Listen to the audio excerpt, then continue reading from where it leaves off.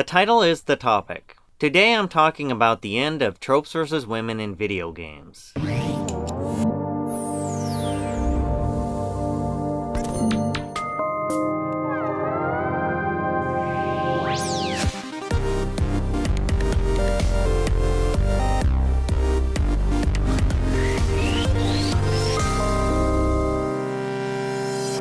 This is a return to an old format I've gotten away from, but for old time's sake I brought it back one more time for what may very well be my last video about tropes versus women in video games. I knew the end of this series was going to happen, and I had considered whether I'd even do a response video to it, up until I listened to a recent interview with Anita where she said one thing that pestered me. Were you ever able to have a conversation with any of your critics?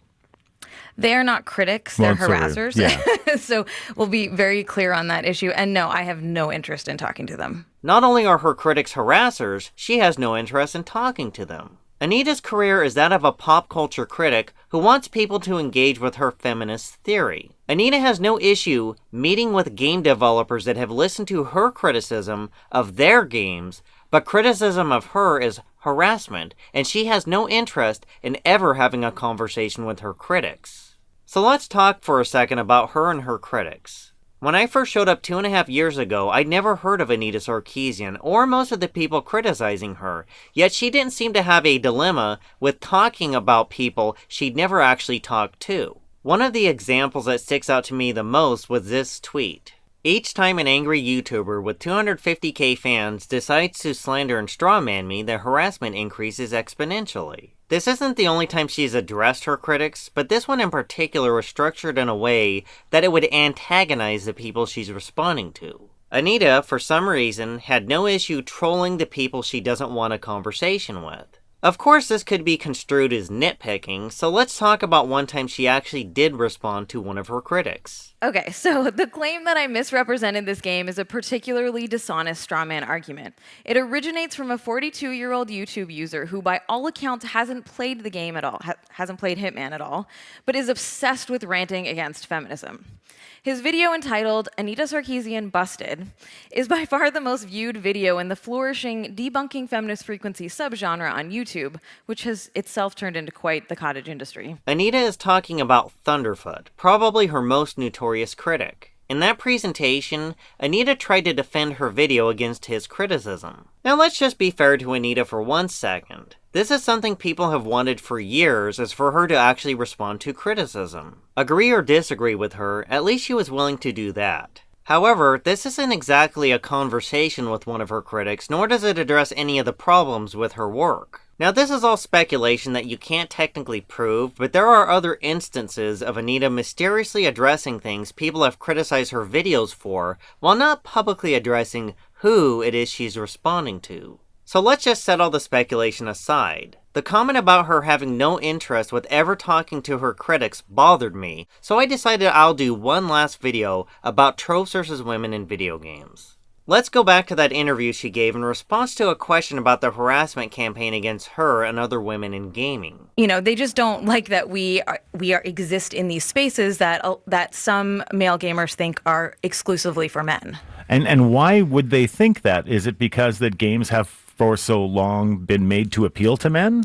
In a lot of ways, yes. Although women have been making and playing games since the beginning, there's been a huge push by the industry to target specifically to boys and men and to make games that star specifically white men that are, building this environment. And so if you look at some of the advertising, some of the games themselves, it all is speaking directly to this very narrow target market of like 18 to 34-year-old men. We all know the number that has been flying around for years that almost half of gamers are women, but when you break down the data, you find out the preferences in games differ between men and women.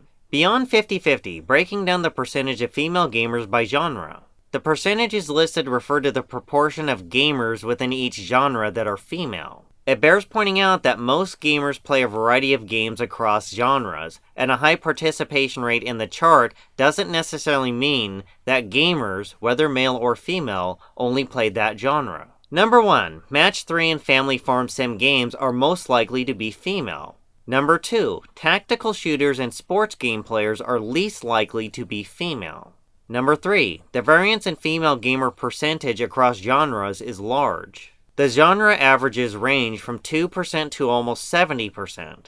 That is a 35-fold difference and illustrates why an overall statistic for all gamers, ignoring genre, can be misleading and confusing. Now, it did list some outliers such as World of Warcraft, Assassin's Creed, and Dragon Age, as well as some other factors. But this indicates that games such as tactical shooters, first-person shooters, action-adventure, and action RPGs skew higher in favor of men than they do women. However, this is one article, and there were various factors in compiling this data, as well as limitations in how accurate this information is. So let's go look at something else. Nintendo recently released some data on who is buying Nintendo Switches. Let's take a look at the kind of customers who are purchasing Nintendo Switch. This is a result of an internet survey that was given to consumers in the US market who had linked a Nintendo account to their Nintendo Switch system after launch. It is clear to see that purchases are primarily made by male consumers in their 20s and early 30s. Granted, there are limitations to this information, but it is apparent that a great deal of the people who initially purchased Nintendo Switches in the United States are men in their 20s and early 30s. If you look at some of the advertising, some of the games themselves, it all is speaking directly to this very narrow target market of like 18 to 34-year-old men. Yeah. Advertising for games that are predominantly played by men. I could go around and find various other articles and data supporting the idea that there is a discrepancy in gender depending on what games we are talking about. Does this mean women don't play these games? No, it doesn't. But the idea that women make up a larger percentage of certain markets than they actually do is never as cut and dry as some people make it out to be. Going through Feminist Frequency's year-end data for 2016, for YouTube she lists the age group of her audience. 46% 25 to 34 years old. 30% 18 to 24 years old. Her Facebook data says her largest demographics are also those same age groups. Notice what is missing? Gender. For some reason she didn't have any issue mentioning gender representation at E3, but didn't list it on her YouTube channel. What is the ratio of her male to female audience? Going back to her YouTube stats, I know on YouTube you can see what percentage of your audience is male or female. Right now, I'm on my YouTube channel looking at my analytics, demographics, lifetime. My largest demographic is 25 to 34 years old, male. That is the same age group for Anita's largest demographic. According to Anita, 76% of her audience is 18 to 34 years old on a YouTube channel which has been mostly about video games for almost 5 years. Now just imagine for 1 second if her largest audience by gender is male. If you look at some of the advertising, some of the games themselves, it all is speaking directly to this very narrow target market of like 18 to 34-year-old men. Not only is most of her audience 18 to 34 years old, but it's possible it's predominantly men, meaning Anita's largest audience is likely what she claims is a narrow market for the games she likes to criticize. Let's go back to the interview. But people who are that vile online, I mean, they can't just be angry that women are playing games, or my God, even designing games. What's behind this? Because I don't get it. I don't understand it. Well, patriarchy.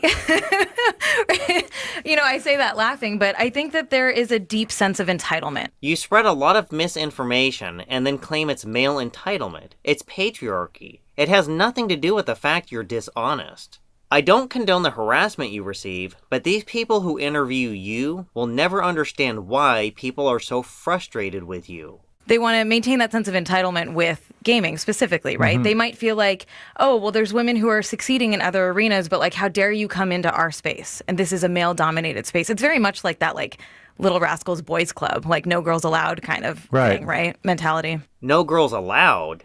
You never tell the people interviewing you the full story. I guess it's just a question of who we surround ourselves with and where we tend to go online and who we surround ourselves with online, Sure. because I don't ever encounter people like that. You are very lucky. Yeah. Is it that he's very lucky? He's a man who never encounters stuff like that. Know who does? Jonathan McIntosh. He still complains on Twitter about his harassment. You'd almost think the problem isn't just that you are female. My analysis is very well researched. It's double and triple checked. It has to be, given the intense level of scrutiny focused on my every word. This is one of the main reasons why each episode takes so long to produce. As I've said before, not only does her website list strategic butt coverings as her first episode for season 2, but she also lists body language in the male gaze as her first episode for season 2. While researching the video I'm making, I noticed with her PDF files, the 2014 report is called 2014-1. Not sure why there was a 1 at the end, but whatever. 2015 is listed as 2015 PDF. The 2016 PDF, however, is also titled as her 2015 report. The file name says 2016, but the title says 2015. I stumbled on this by accident. The point I'm making is I don't even have to scrutinize her work to find errors or inconsistencies.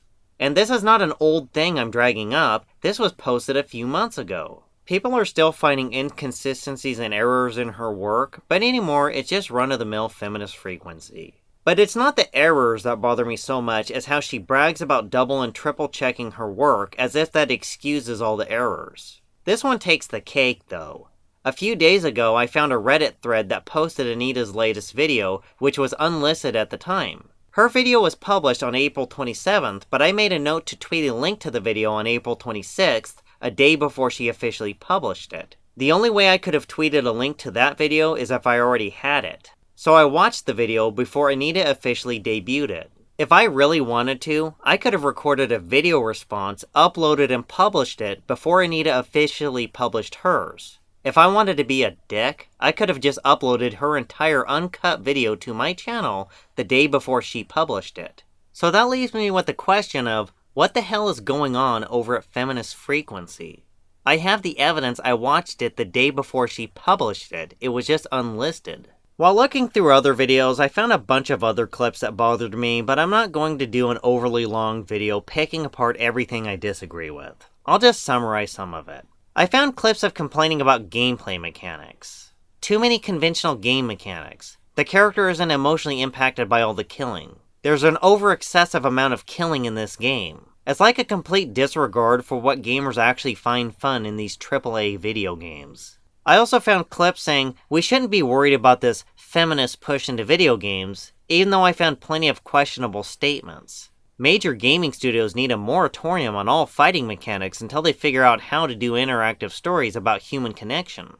This was from her former producer and co-writer. Let's not forget Feminist Frequency's recent criticism of Breath of the Wild. Now I know people are saying Zelda isn't a damsel in this game, at least not in the traditional sense. In Anita's first video, she made it clear what a damsel is. All that is really required to fulfill the damsel in distress trope is for a female character to be reduced to a state of helplessness, from which she requires rescuing by a typically male hero for the benefit of his story arc. Anita would argue that Zelda was helpless to stop Ganon and required Link's help to defeat him, and her being stuck in this conflict with Ganon for 100 years required help from a male protagonist, which set up the story for Link. Her helplessness benefited his story arc. Now I know we could argue back and forth, but trust me, Anita will find a way to define it as a damsel in distress.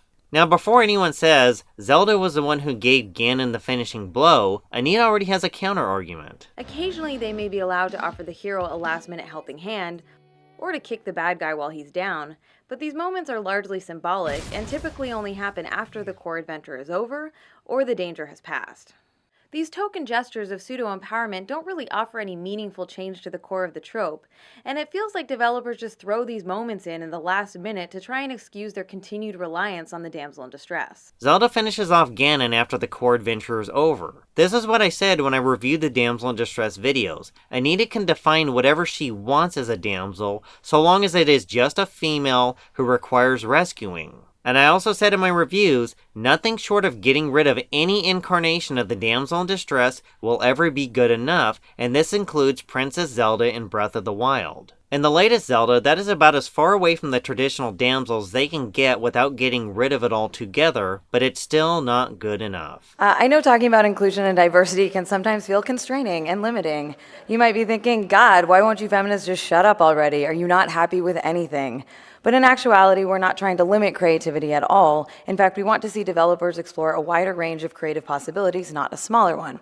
And I know it's kind of bananas, but we're not as scary as we seem. I wish that was a joke, but more and more, this just seems like reality. Jonathan McIntosh went off on Blizzard Entertainment for making Tracer a lesbian because Tracer was designed for the straight male gaze. You know, Blizzard, maybe don't make your first openly lesbian character in Overwatch be one that's specifically designed for the male gaze. Jonathan went on quite the rant over that. Maybe not all of you are as bad as Jonathan, but at this point, I think some of you are quite literally impossible to please.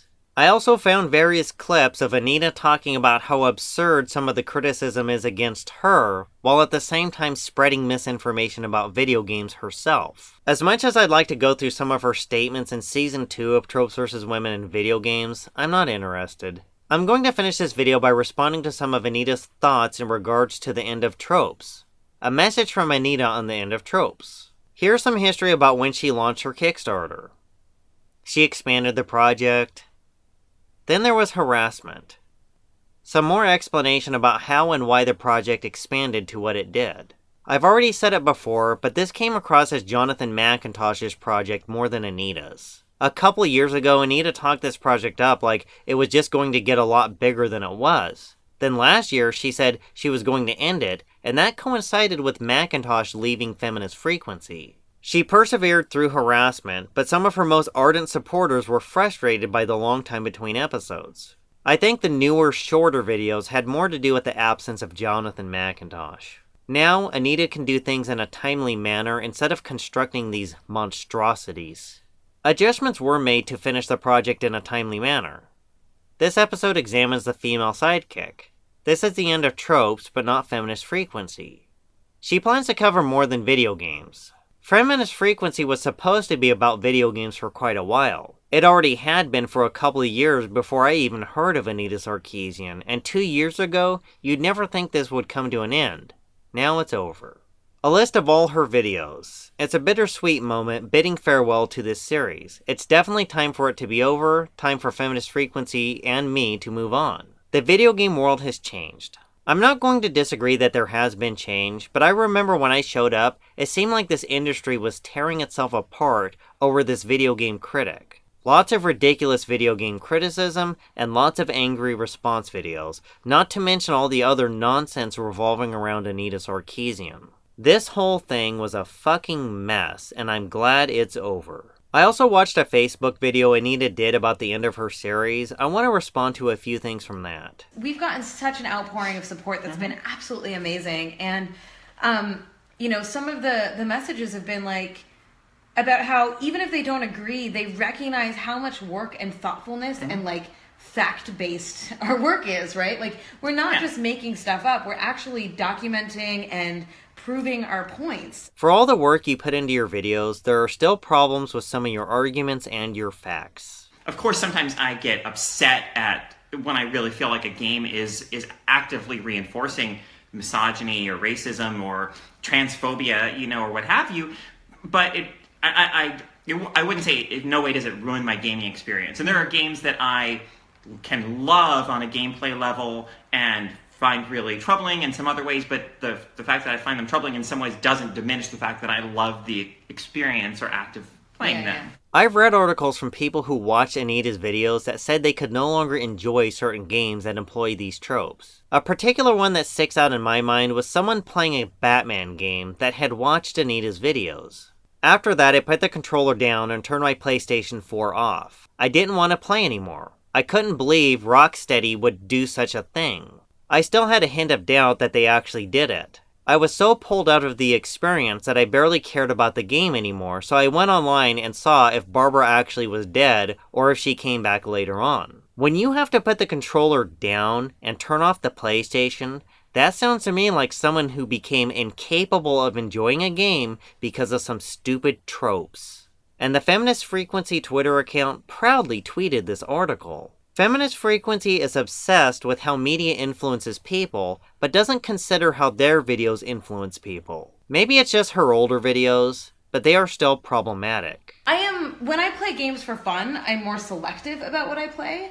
I've had to play a lot of games that I would never play, or that I don't enjoy playing because of this, where I think most people don't play games that they don't like. Right. Right, and so I think I have a bit of a different relationship to the fact that it became work, and that I'm engaging with a medium in a way that I never did before. Because I would play games I wanted to play, and now I played a lot of games that I didn't want to play. Right. Anita plays games she doesn't like because it's work. She criticizes said games because of the problems she sees with them. Then she goes and plays games she likes. There used to be a time we just tell people, if you don't like it, don't play it. And it's not just complaining about overly sexualized women, it's also the complaining about the over-glorification of violence, and complaining about conventional gameplay mechanics that most gamers enjoy or don't care about. Fast forward 8 months later, and me and my co-writer of the first season. I remember when Anita used to speak so highly of Jonathan McIntosh. He was someone she personally thanked in her master's thesis, and he was very involved with Feminist Frequency. Now, he's referred to as her co-writer for Season 1. She doesn't even mention him by name. There was more I wanted to respond to in that Facebook video, but I've had my fill of it. Her critics are harassers, but when it comes to dealing with criticism, I think I'll just let Anita explain. As creators, it's natural that we have personal attachment to our work. Hearing criticisms of it can be hurtful. We work so hard on something, of course we want people to like it, but you have a choice in terms of how you respond to that criticism and what you do with it. This is my favorite GIF of all time. Social media has given us more direct access to fans and creators for better or worse, and it can be challenging to parse through that much chatter. Even though it can feel overwhelming, try to be open to and give the benefit of the doubt to fans and critics that provide sincere and respectful feedback. Anita talks about the importance of dealing with criticism, but I guess there is no need to criticize Anita's work because it is flawless. Her work is double and triple checked, and she's an expert at what she does. Since this is probably my last video response to tropes versus women in video games, I leave my audience with one final question. Oh, did I win?